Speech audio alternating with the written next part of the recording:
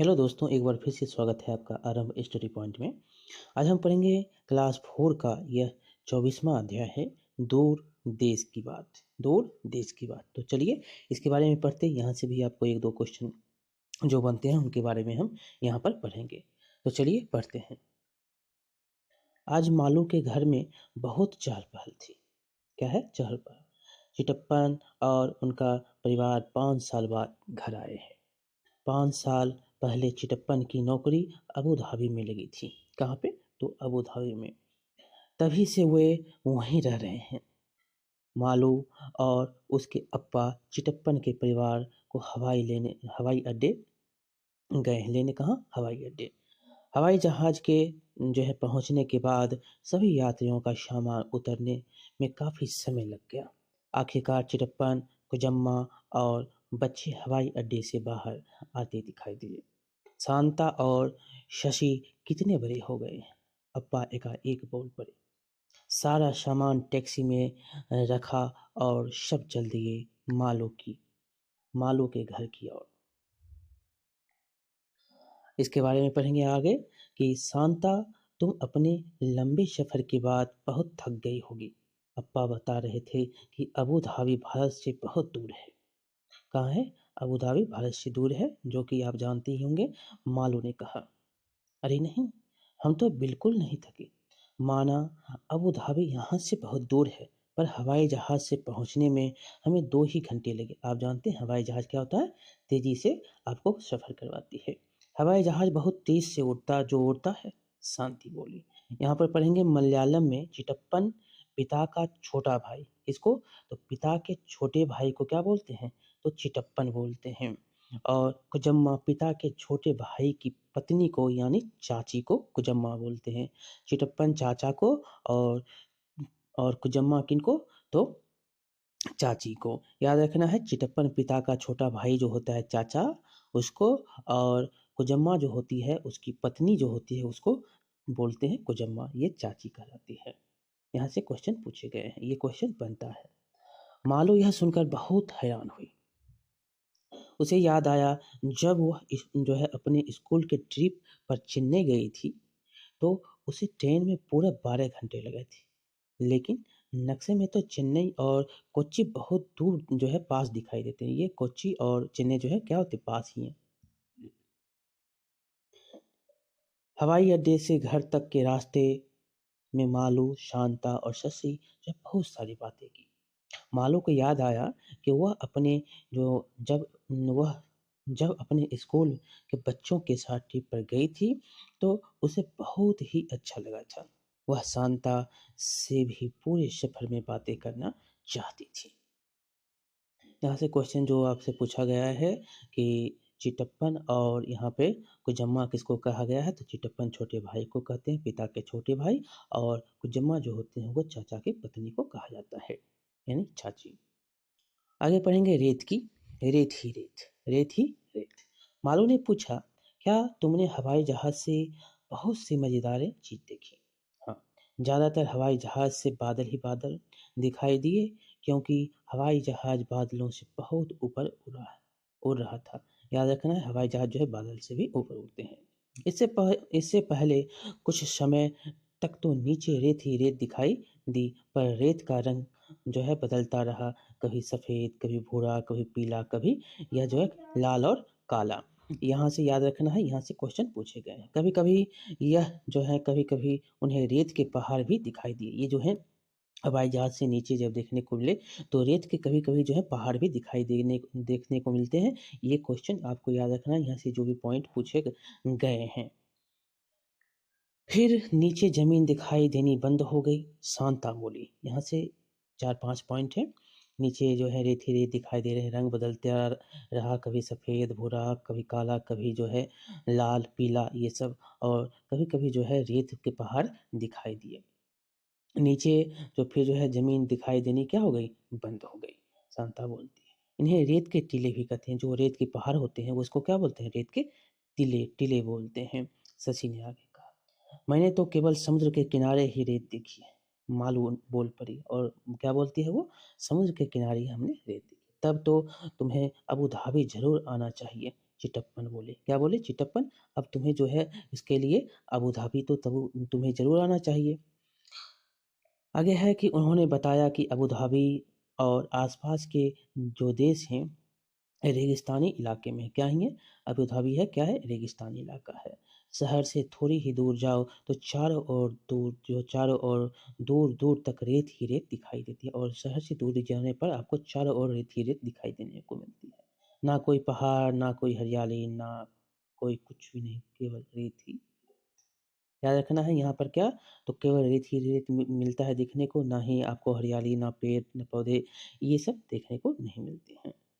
केरल में बने अपने घर के आसपास की हरियाली और ठंडी पानी को मैं बहुत याद करती थी।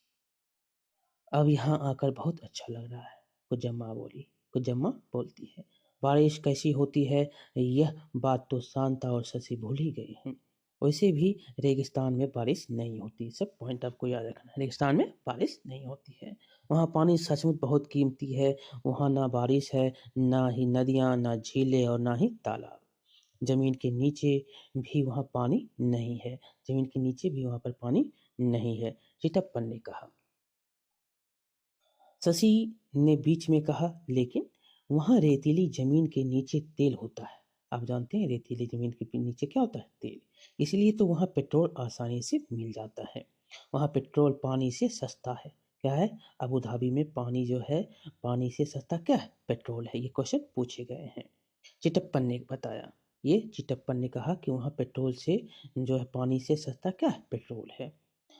बातें करते-करते जो है सब मालो के घर पहुँच गए। टैक्सी से उतरते ही शशि और शांता आसपास इतने सारे फूलों के पेड़ देखकर जो है हैरान रह गए।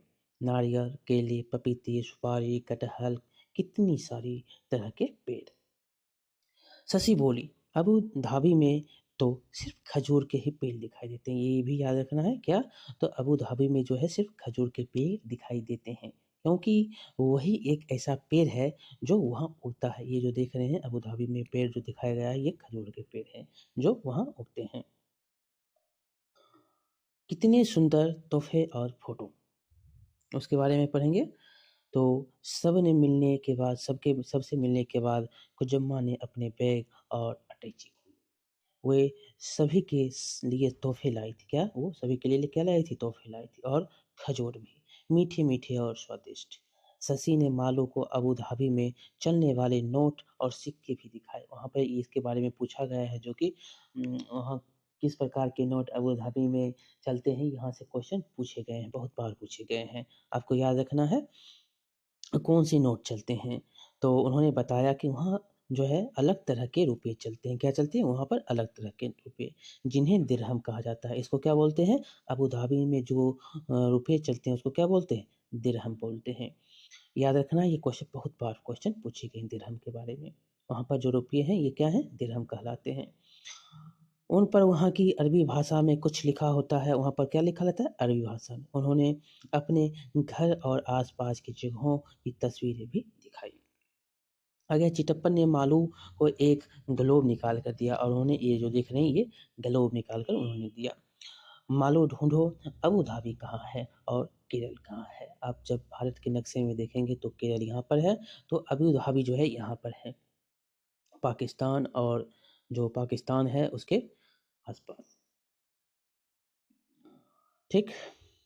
सब बच्चे ग्लोब पर अलग-अलग जगह ढूँढकर मज़े लेने लगे। मालो ने चेन्नई और कोच्चि भी ढूँढा, और चेन्नई और कोच्चि जो यहाँ पर बगल में ही है वो उन्होंने ढूँढ लिया। शाम को बरामदे में बैठे कर सभी जो क्या कर रहे हैं, ठंडी-ठंडी हवा का मज़ा ले रहे थे और अबू धाबी की तस्वीरें देख रहे थे। बहुत ऊँची-ऊँची इमारतें और उनमें बड़ी-बड़ी शीशे खिड़कियाँ। उनको देख मालू झट बोली, इन खिड़कियों में कितनी ठंडी हवा आती होगी। चिटप्पन बोले, अबू धाबी में खिड़कियां खोलने का तो सवाल ही नहीं उठता। याद रखना है यहाँ से, अबू धाबी में खिड़कियां नहीं खोली जा सकती, क्योंकि बाहर बहुत गर्मी होती है। क्यों? रेतीली जगह इसीलिए। ज़्यादातर जो होती है जगह तो एयर कंडीशनर पर चलते हैं, यहाँ पर एयर कंडीशनर चलते हैं। गर्मी की वजह से वहाँ के लोग जो होते हैं ढीले-ढाले सूती कपड़े पहनते हैं और ज़्यादा गर्मी होने के कारण वहाँ पर लोग ढीले-ढाले और सूती कपड़े पहनते हैं ताकि उनको ज़्यादा गर्मी ना लगे।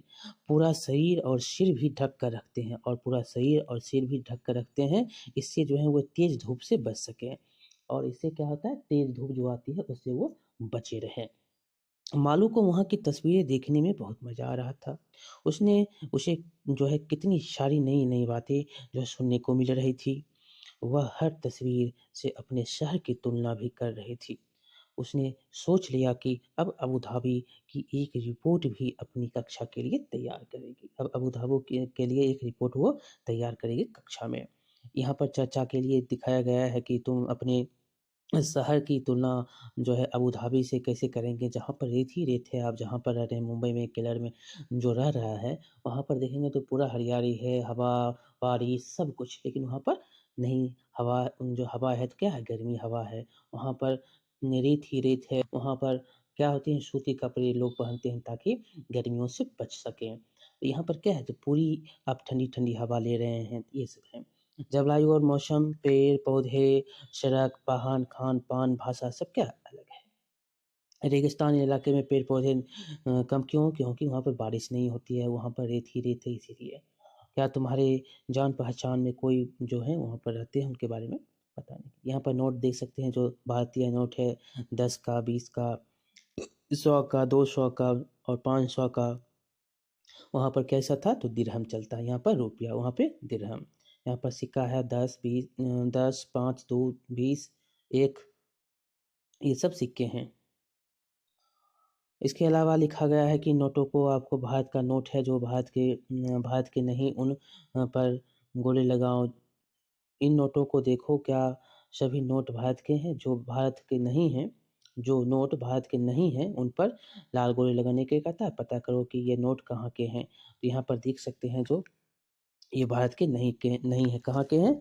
तो यहाँ ये जो है भाषा पढ़ेंगे तो यहाँ पर पता लगेगा। ये भी भारत के नहीं हैं, ये भी भारत के, ये क्या है? भारत के हैं। ये यूरो है, ये यूरो है, ये और ये जो देख रहे हैं ये नोट भी भारत का नहीं, ये भी नोट ये भारत का नोट है, ये भारत का नोट नहीं, ये भारत का नोट नहीं है।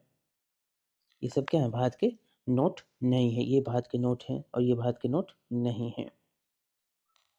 तो इस प्रकार से ये चैप्टर जो है आपका समाप्त होता है। बहुत ही इम्पोर्टेंट चैप्टर था। अबू धाबी के बारे में यहाँ पर बताया गया, रेत के बारे में बताया गया, रुपये के बारे में बताया गया। तो चलिए मिलते हैं अगले वीडियो में, तब तक के लिए आप लाइक करेंगे, शेयर करेंगे और सब्सक्राइब करना नहीं भूलेंगे। बहुत-बहुत धन्यवाद।